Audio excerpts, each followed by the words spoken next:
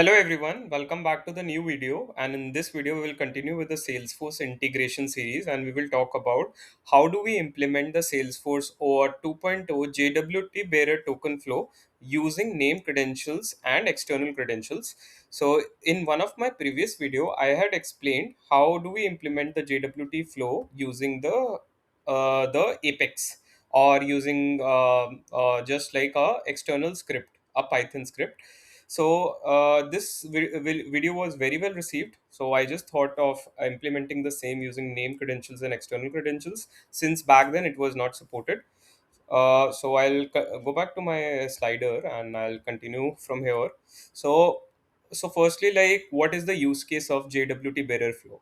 So let's say you want to call nightly sync jobs, middleware, CI pipelines. These are the use cases where you don't want a user involved or a user initiated session.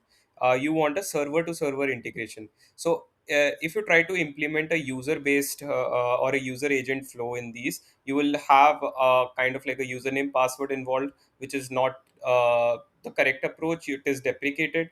You might have the hard coded session IDs, which is not correct. Or you will use a client credentials flow, which has a small risk that if the credentials get leaked, it will be risky. So there is a better approach, that is the JWT bearer token flow, which is a certificate based approach. So here is a certificate, not a secret. That is the client secret we have.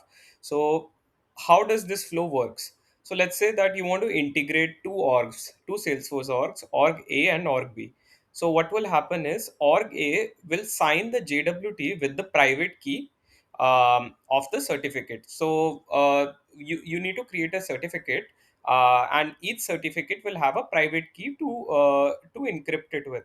So now once the org A signs the JWT with the private key and makes org B receives that, org B will verify the signature using the public certificate you have. So if you know about the concepts, so any person with the public key can verify that this was encrypted using the private key of the certificate. So if org B verifies the signature and it is a success using the public certificate, or so then it's you, the Salesforce will verify you and you will receive the access token in return. Basically it's a valid signature, proves that the request came from whoever holds the private key. That's the entire basis of trust, which is why no client secret is needed here. So what happens in the JWT bearer token flow? So firstly, you build a JWT which contains few attributes, which is issuance, subject, audience, expression, and we sign it with a private key. After that, we make a call to the Salesforce token endpoint.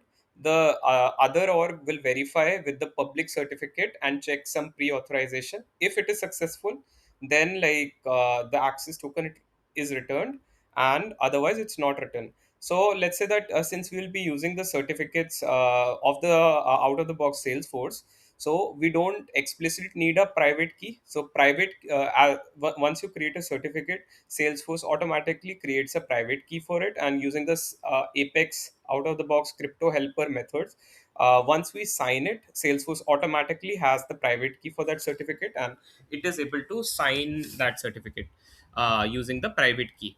So what are the building blocks here and what are the terms? So you will need a certificate, you'll need a connected app, external credentials, name credentials. Since we will be implementing this flow using external credential, name credential, we will create a principal, and finally we will create a permission set for for holding the permission of that principal.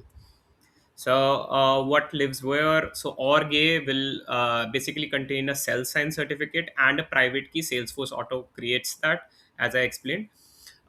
We will create an external credential here, which will be used to authenticate to org B using the JWT bearer token flow. We will create the principals, permission set, name credentials, and in the org B, we will have the connected app, because let's say that org A is making the call out, org B is making is handling the call out, call in.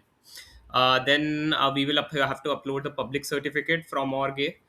We need to define the scopes, the policy, and we need to add the profile in that policy.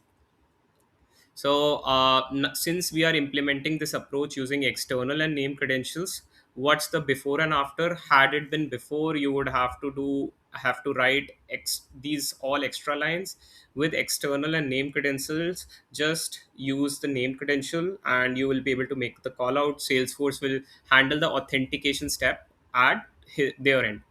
So I'll just jump to the demo now. So what I'll do is I will go to my Salesforce org here. So these are the two orgs that I'll be using. One is like the org farm org, and the other one is the Vice Unicorn org. So org farm is basically where I'll define the name credentials and the external credentials. We can consider it as org A. So this is our org A and this is our org B. So in org A, I have created a new certificate. So you can also do that using just click on create cell sign certificate. I'll just open it. You need to choose key size as 2048. You need to tick the exportable checkbox and it's good to go. Just click on download certificate. It will just download it for you. Now what you need to do is you need to go to name credentials in your org. Since this is the org we'll be using to make the call out, and click on new. Just name it as JWT external credential, and I will be selecting here OAuth 2.0. In the OAuth 2.0, I will be selecting JWT Bearer Flow since I'm using that flow. Here, I need to add the identity provider URL. So I will be able to get that from my domain, from my org B or the other org. So quickly just go to the org B, copy this URL, my domain URL, just type HTTPS and this URL. Then we need to add these values: the issuer, subject, audience, and JWT expiration. So for that, I need to create a connected app. So what I'll do is I'll go to my other org and I'll create a external client app here. So for that, just need to type external, click on external client app manager, click on new external client app, just name it JWT connected CA connected app. I'll just put contact email, distribution status local, API. I need to enable OAuth. I need to give a callback URL. For that, I'll just use the sample login.salesforce.com/services slash OAuth2/callback. I'll for the scopes, I'll just choose these scopes.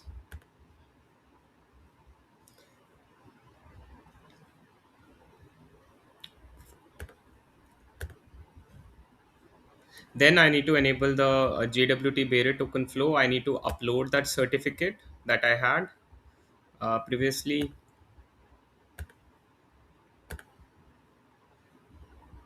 Then just disable this require PKCE, and I think we are good to go.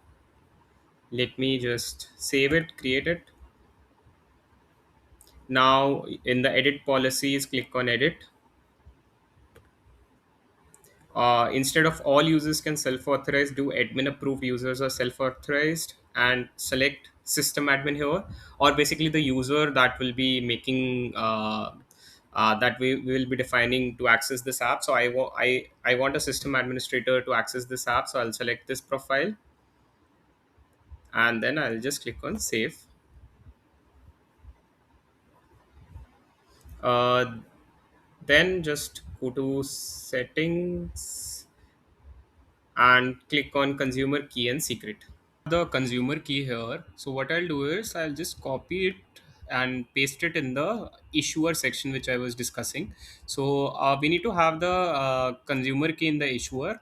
The subject needs to be the username through which will be used to authenticate to our org B. So if you remember, we had configured system administrator profile.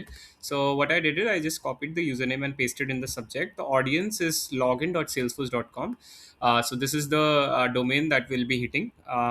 Then in the JWT signing, we have the signing certificate. We need to select the JWT demo cert that we created initially. And then the signing algorithm is RS256. So all this looks good. So what I'll do is I'll just click on save. External credentials looks good. Let me just quickly go down and show you the JWT claims. So this is what we filled as these top 3 4 values. These are automatically introduced by Salesforce, so we don't need to worry about them. We just need to add a principal here. Just click on next. Just principal name is admin profile. Identity type, let's keep it named principal and just keep the scope as one. So this principal is basically what we will give access to the permission set. And then I think this external credential looks good. Let me go to the named credential and create a new name credential here. So let me name it JWT underscore NC, and the URL needs to be the my domain URL.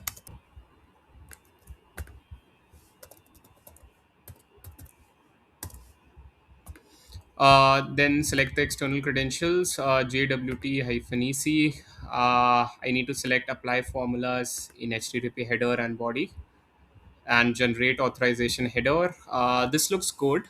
So let me just click on save button here, and let me go back to the external credentials quickly. So I think we missed one thing to do. This identity provider URL needs to be the access token URL. So we just need to correct it.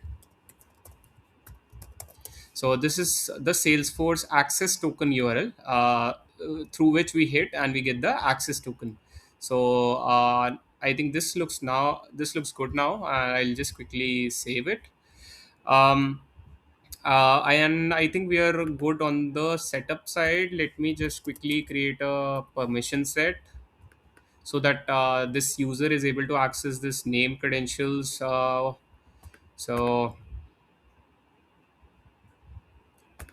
let me name it integration underscore permission. Save. We need to give access to the external credential principal access. Let me click edit, and this is the one that we created, admin profile. Let me click on save. Then if I go back, I need to go to user. I need to go to object settings at the top and select for user external credential, this one, and I will just give it the access to view all records and view all fields. Let me just save it. And I think we are good. We just need to assign this to our current user.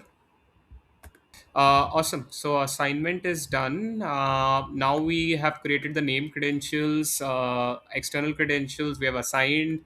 Here we connected the. Here we created the connected app. And now let me just quickly test it using the Apex. So what I'll do is I'll just quickly copy this code, and I'll just paste it. I'll quickly change the name credential name. So the name credential is JWT underscore NC.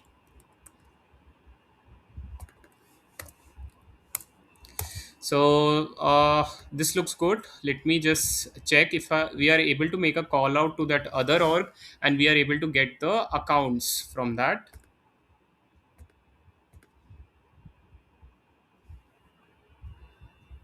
So this is saying that scope parameter is not supported.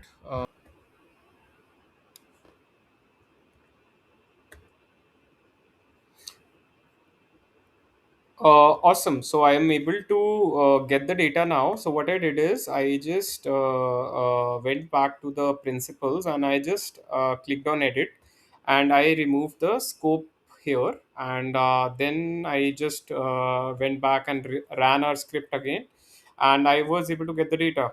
So having said that, using external credentials and name credentials, look how it reduced our code from let's say total of 15, 16 lines to just 5 lines.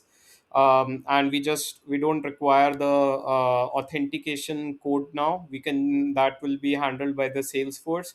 So hope I'll go back to my slider now. Finally, like, I want to close this video by mentioning what all the errors you can see here, and what's the actual cause for it. So just pause the video here, just go through it, and and maybe, like, if you are any error, hope this will help you in fixing that. So hope you learned something new in this video. Thanks everyone for watching, and do subscribe to my channel for more such videos in the future. Thanks everyone.